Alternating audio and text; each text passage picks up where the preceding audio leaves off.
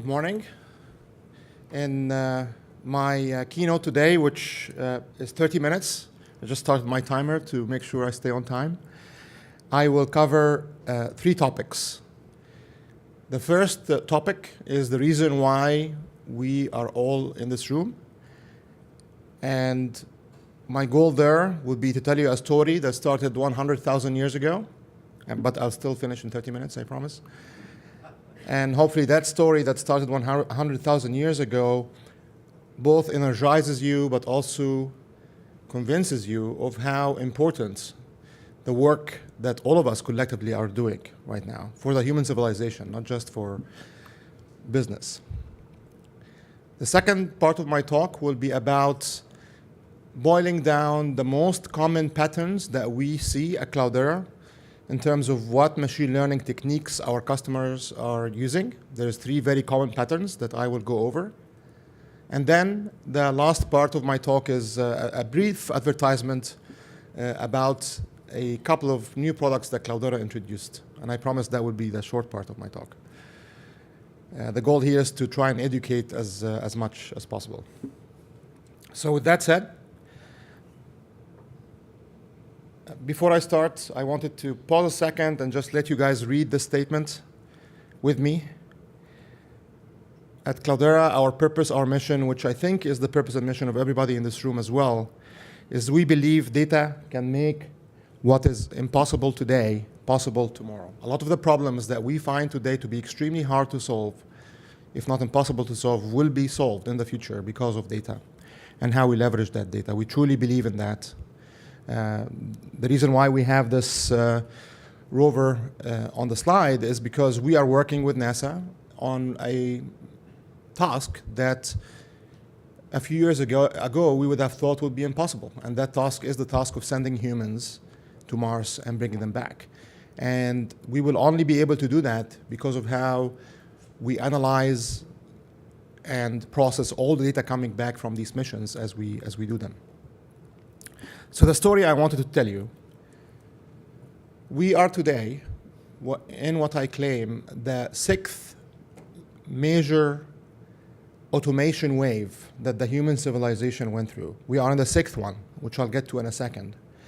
The first one started 100,000 years ago. So you can see down here I have a log scale on this slide.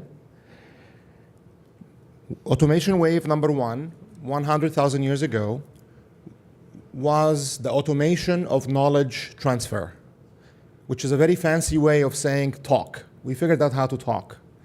We figured out how to push knowledge between each other and to our kids way quicker than any other species could.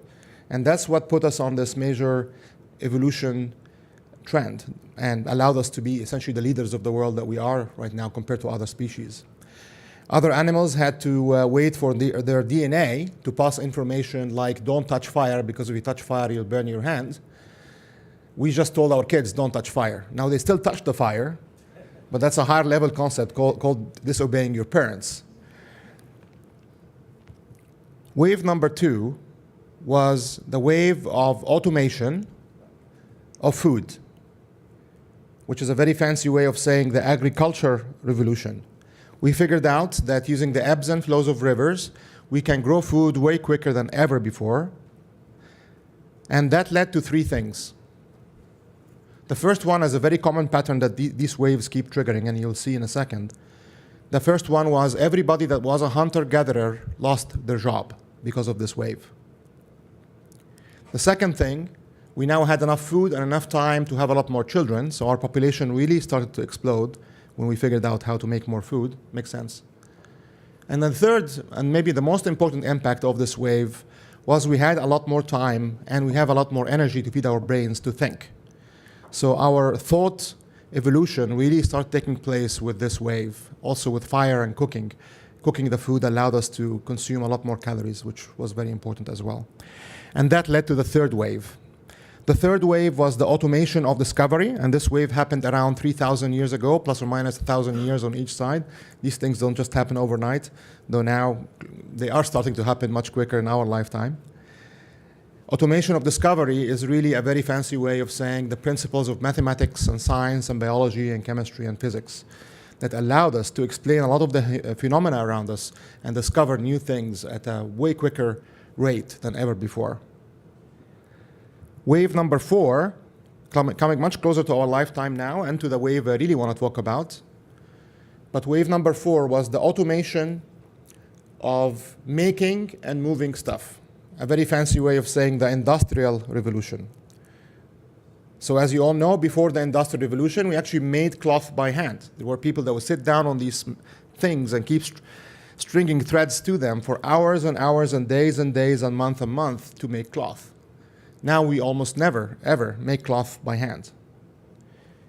Tens of millions of people lost their jobs because of the Industrial Revolution. But there is no question whatsoever that it was one of the most significant economic productivity throughputs that we ever had as a civilization.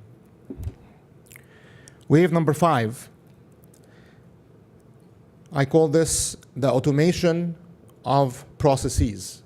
The automation of processes. Taking a process like opening a bank account or a process like sending a letter and making that process happen much quicker through the use of computers and networking.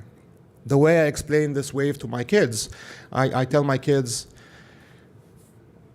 we used to bring out a sheet of paper and use our hand with a pencil to write on that sheet of paper, put it in an envelope, put an address on that envelope, and put a stamp before we can before we can communicate with our friends. And you guys today send a Snapchat in 2 seconds. It's the same exact process, it's just we're doing it way quicker and way more efficiently, reliably, because of computers and the internet. Now, show of hands, how many of you saw the movie Hidden Figures? I'm seeing about 50% of the room raise their hand. The remaining 50%, please today go home and watch Hidden Figures.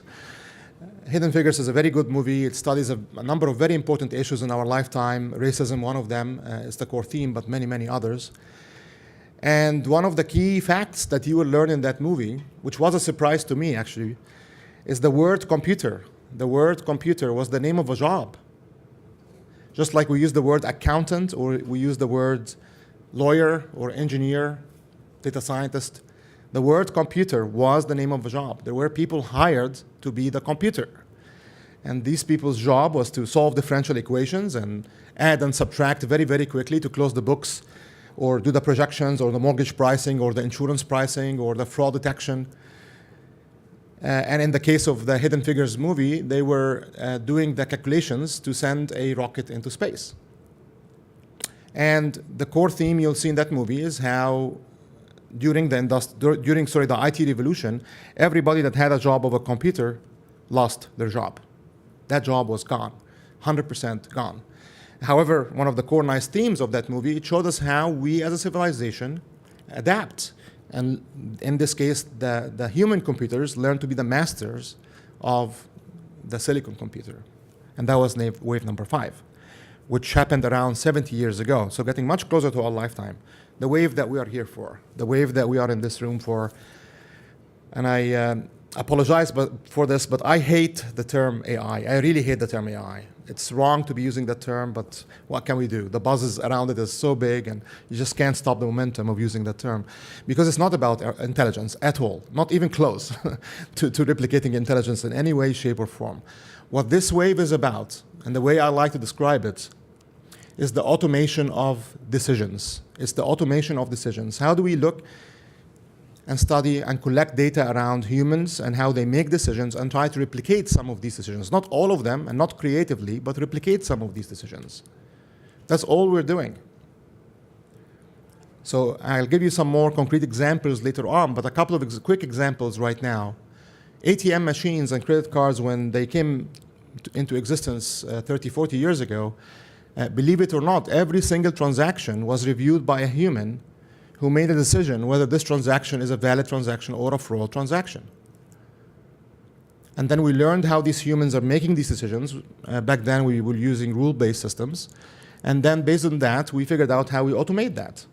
And today, as you know, almost 99.9999% of decisions around fraud are fully automated by machines. That's one example. A more fancy example, JP Morgan, one of our customers, was able to study how lawyers reviewed the contracts that they are executing with their partners over the last 20, 30 years and automate the work that the lawyers do in rewriting these contracts, some of the decisions they make in terms of rewriting these contracts, and they were able to replace 400,000 lawyer hours with 10 minutes of computer time in terms of rewriting the contracts to follow the same rules that the lawyers have been applying. Now, it doesn't mean that we completely replaced the intelligence of the lawyer. We didn't even touch the intelligence of the lawyer. What we did is we replaced the mundane, repetitive tasks that they do. And then every now and then, the algorithm will flag a sentence that is truly complex and hard to parse that a human lawyer needs to look at. So that's another example. One last example from Cloudera itself. We collect a lot of data from our customers, the clusters and how they operate them. And 30% of our support engineering workload is done by the computer. So we hire a lot of support engineers to support our customers, but 30% of our support workload is fully automated through AI or automation of decisions. And I'll give you some more examples later on, but this is really what this movement is about. And it's important that we always track it back to that to make it more tractable and make it more easier to explain to people, because they get confused when they hear the term intelligence. And not only confused, they get threatened as well. And I mean, trust me and talk to anybody who's doing anything deep in the area of deep learning, pun intended, I guess. They will tell you it's not even close to replicating human intelligence. That's not what we're doing at all. It's about replicating decisions for certain very well-defined domains and tasks. So why is this happening now? And I'm sorry, maybe half this room already know the answer to this question. The reason why wave number 6 is happening now and could only happen now was this inflection point that we hit about 15 years ago, 20 years ago. And that inflection point was the point at which we now had enough data to feed the algorithms. And this volume of data became available to us because of, first, a lot of what we do was being automated. So the previous wave number 5, the wave of automation of process, allowed us to capture a lot of information about our businesses. But that also kind of collided with this wave of sensor networks and mobile devices and satellites and significant improvement in communications that allowed us to collect data about problems in the real world that we couldn't have thought about doing before. I'll give you an example of that from one of our manufacturing customers in the conclusion of this talk. So that was the first trend. The second trend is this significant reduction in the cost of compute, right? So thanks to Google publishing the MapReduce papers and how to divide and conquer. But then furthermore, the cost of silicon itself coming down to the point where we now can do this very feasibly. We don't need to go and buy the most expensive supercomputer to do it. And this no longer is only reserved to organizations like the military or weather forecasting or NASA. No, everybody can do it. And not just everybody can do it. With the cloud right now, you can go rent 1,000 servers for 5 hours, right? You could never do that 10 years ago. You would have to go buy 1,000 servers, which is insane. So nobody could even think about doing it back then. Now it's becoming available to all of us. That's why this is happening now. So at Cloudera, I'm a little bit biased. I'm one of the founders, as you guys were told at the beginning. I think we have the best modern platform for machine learning and analytics that can enable this wave. This is really what we are about. We are about enabling this wave. This is what the platform looks like at a very high level. You can see the key components and key capabilities that we offer. But I always try to break down the slide in a different way. What we are trying to do here is build the smartphone of big data. That's what we're trying to do. So one of the key concepts I want you to remember, besides wave number 6 and the automation of decisions, is the concept of the smartphone of big data. So what do we mean by that? For me to explain that, I first ask you a question, and this is also the time I take a selfie with you. But the question first is, over the last 9 years, think about it, the answer to this question. Over the last 9 years, what is the core essence and reason of why you shifted 90%, if not 100% of your photo-taking behavior to be with this device versus an SLR camera? Even though the SLR camera back then took way better pictures, and today even still takes way better pictures. Not as better, because the camera improved a lot, but still takes way better pictures. And we still bias ourselves to this. While you think about the answer to that, I very quickly will snap a selfie with you that I will post on social media. So please hide your face if you don't want to be in my social media feeds. I'll take a couple and then try to stitch them back together.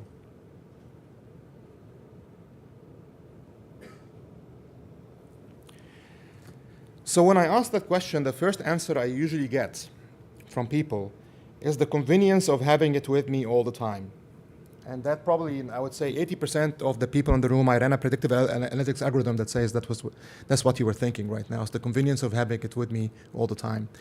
But we had with us, and I see some people shaking your heads, you're on the other 20%, which hopefully got the right answer. We had with us small enough compact cameras that were with us all the time. And they were really the point-and-shoot cameras were very easy to use. So you cannot argue with ease of use. They were very easy to use. They were with us all the time. The true power of the camera on the smartphone is once I capture that picture, I can act on it right away. I don't have to take out the flash card and stick the flash card in my laptop or put a cable and move the data before I can act on it. I can act right away. That is the power. It's the convenience of immediate action. And that's exactly what we are trying to do for the enterprise. How can you capture your data and immediately start acting on that data in many different ways? Legacy enterprises, legacy data architectures are structured in a way that if you want to do data science, you have to copy your data into a data science system like SAS. If you want to do batch processing, you have to copy your data into a batch processing system or a high-performance computing system. If you're trying to do OLAP and analytics, you have to copy it into a database system. If you're trying to search, you copy it into a search-based system like Splunk or Autonomy or whatever. Every time you want to do something, you have to copy your data over and over again, which inhibits agility, inhibits flexibility, and just makes it very hard to evolve how you're working with your data. Because many of the problems need all of these at the same time to be solved. Not just search, not just data science, not just batch processing. It's the combination together. So this is really what we're building here. And the core effort at Cloudera goes to this layer called SDX. You can see this SDX middle section there. It's short for Shared Data Experience. And it's about having this common metadata governance access control layer that enables that vision of bringing multiple engines to multiple different storage to present the virtual kind of abstraction of data available to all of these engines. I don't have to move my data. I can just point and mix and match as I wish. So this is a longer elaboration of what SDX is. I'm not, for the benefit of saving time, I'm not going to go over the details here, but you guys will get a copy of the slide. I will stress this is the secret sauce of Cloudera. When you ask Cloudera, if you ask me what's making you successful with customers, what's making you enabled to make this platform deliver for them, I'll say it's the capabilities we have on top, but the true power is the power of the smartphone. It's the power of having one platform that can attack data in many different ways at the same time and give you that flexibility of doing that. So at Cloudera, we have more than 700 customers using Spark in production to do machine learning, and using Impala, 750 plus using Impala, which is our SQL engine. These are our most commonly used engines. We have many other engines like Search and MapReduce for batch and so on. And if I were to survey them and survey my customers, there is 3 key use cases that show up over and over and over again. So when you talk about AI or automation of decisions, deep learning, it's coming up, but still it's at its infancy. These 99.99% of our customers are doing one of these 3. And there are standard algorithms that you guys already know. It's nothing fancy. The first one is what we refer to as pattern prediction. And pattern prediction solves a very important business problem called Customer 360 or Product 360. And it's about solving a hack that we came up in an industry because we did not have scalable systems, and we always were copying a subset of the data to make decisions on. In the industry, we came up with a hack called segmentation. And segmentation was, instead of dealing with millions of products or millions of users, I'm going to create these buckets of, for example, married with children, married without children, this age range, that age range, living here, demographics, this income level, that income level. And then I will fold all of my users into one of these buckets, and I will make my decisions based on these segments. And as of all of you know, that leads to false positives. One of the most famous false positives is, if you are the best driver in the world, you never had an accident ever, you're so careful, you're very paranoid, but you are driving a red car, you will have higher insurance. Just because you have a red car. Because on average, the people that fall in the red car segment are more aggressive and have more accidents. But you're not the average. And this is what the industry is moving to. So the industry overall is moving towards, no, we're going to stop looking at averages. We're going to stop using these fake segments. Instead, we'll do clustered behavior, right? So we'll use clustering techniques like K-means, one of the most popular, but there's many others. And we'll collect as much data about the behavior of our customers, the behavior of our products, and use that to come up with these natural, true behavioral buckets as opposed to these fake demographic ones. So that's the most common. I would say more than 50% of our customers are using us to do this. Just this. The second one is another very important one, which is anomaly detection. Anomaly detection is about finding the needle in the haystack. As you know, many machine learning algorithms are very good at doing that compared to humans. The most obvious example is the fraud detection example with credit cards, but there is many others like cybersecurity, like anti-money laundering, like spam detection, risk modeling, that all depend on this class of techniques. And then the last class of techniques is predictive modeling or predictive analytics. Given the past, how can I do a regression and predict the future as accurately as I can? So to give you a simple example of that, which is one of my interesting examples because it shows you how you can get these feedback loops that you have to be careful of when you're trying to predict the future, similar to Minority Report. Tom Cruise, right, was the guy in Minority Report. So if you go back to that movie, kind of similar concepts. So we had a customer, they have a hospital chain, they have a number of hospitals in a certain geographic area, and they have a limited number of the crash cards, the defib cards, where you say 1, 2, 3, clear, and then you zap the patient, and hopefully their heart starts kicking again. They had a limited number, and they used our platform to do predictive analytics around where is the highest likelihood of patients within their hospitals, on which floors, of having a cardiac arrest, and hence moving the cart to be as close as possible to them, which is great. And they had very good success rate, very good accuracy. Here is the mistake they did.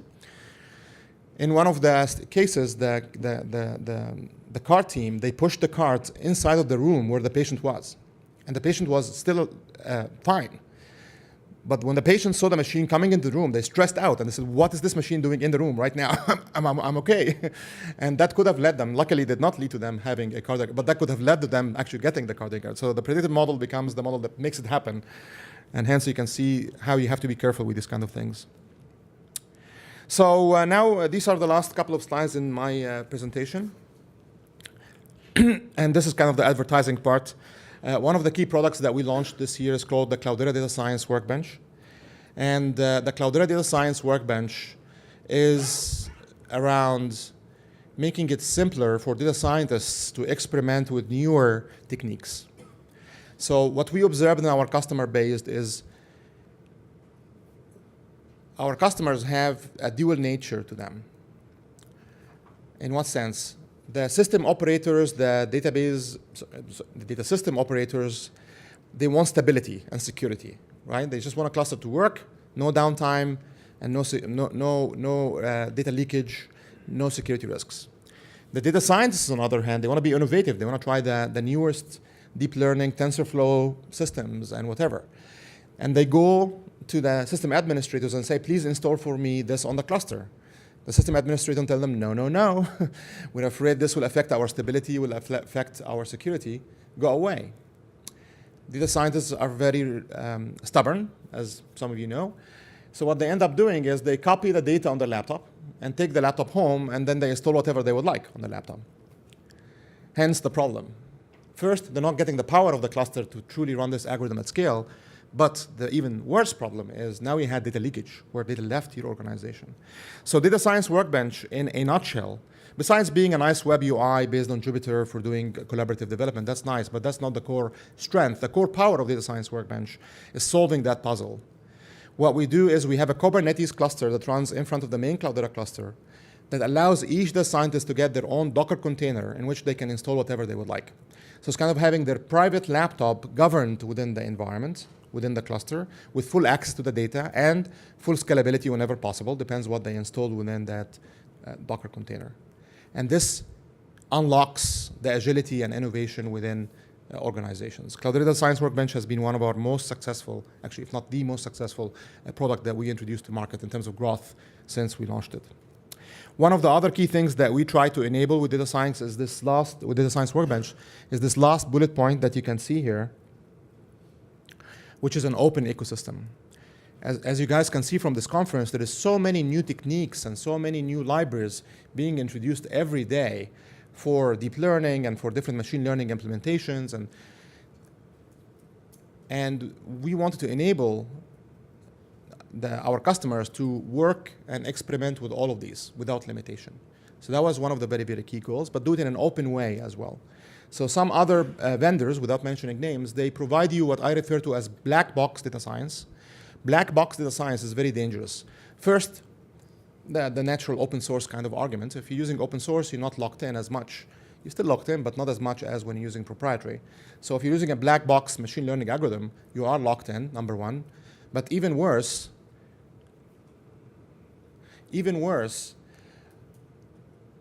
you have loss of your IP. You have loss of your IP, your intellectual property, because you're using your data to train a black box machine learning algorithm. And whoever is running that machine learning algorithm will become better at doing your business than you can. So imagine this example I gave you earlier with JP Morgan training lawyers. If they were to do that, say, with another firm that was leveraging a black box machine learning algorithm, that firm now, they will figure out how to do that better than them, even though the data came from JP Morgan. So it's a double whammy. And that's why openness is very important in this field going forward. The other very important thing that we introduced is SDX.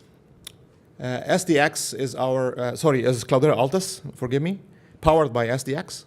And Cloudera Altus is our platform as a service within both AWS and Azure right now, and we'll add more later on. So we had our platform available in the cloud, and more than 20% of our customers have workloads in the cloud for a number of years.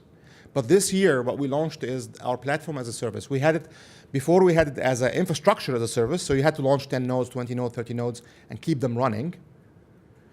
Now it's a platform as a service. So what you do is you submit your job, your query, your Spark algorithm, whatever, and then we will start and shut down the cluster dynamically depending on the workloads. And this is really what Cloudera Altus is about. I'm going to skip the slide for the lack of time and jump directly to this slide, which is the architecture, a common way of how our architecture is implemented within the cloud. So you can use Altus to start and shut down a Spark service depending on the workloads. And these will scale up and scale down dynamically, reading data directly from the native cloud storage systems like ADLS or S3, process that data, write that data back.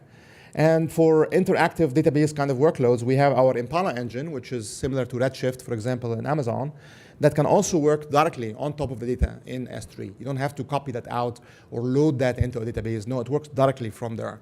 So that is our way of carrying this SDX shared data experience flexibility, the smartphone of big data flexibility, and enabling that within cloud environments.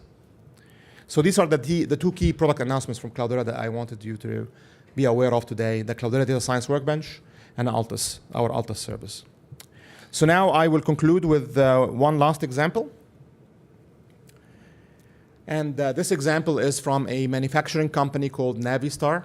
Navistar, they make trucks and buses. They make heavy moving equipment. I never thought at Cloudera that we have a customer in manufacturing. To be honest with you, when I started the company, we thought most of our customers would be in fields like telecommunications, banking, and such. But no, this is a customer that makes buses and trucks. And the reason why they work with us is they have sensors in these buses and trucks. These sensors collect data about the buses and trucks. And they built a software service that they now sell back to their customers that buy from them the buses and trucks. And they make more profit margin from that software service than the buses and trucks. So what is the software service? The software service that they built analyzes the data using our platform and predicts when a given truck is going to suffer or bus is going to suffer a certain failure of the engine, of the brakes, etc., and optimizes the route of the truck so it knows where the truck is trying to go so that naturally it would pass by the maintenance center on its way. significantly reducing the downtime and the gas mileage cost of doing the maintenance. Their customers, when they deploy the service, they saw, as you can see from this bullet point towards the end there, the maintenance cost goes down from 15 cents per mile traveled by that piece of equipment to 3 cents a mile. The reason why I love this example is this example shows how data itself becomes the product. How data, and that's really the future that we are after right now, how we can take the data, learn how the support engineers, the maintenance engineers for the trucks would have made the decision that these trucks need maintenance, and now the real-time algorithms can make decisions all the time.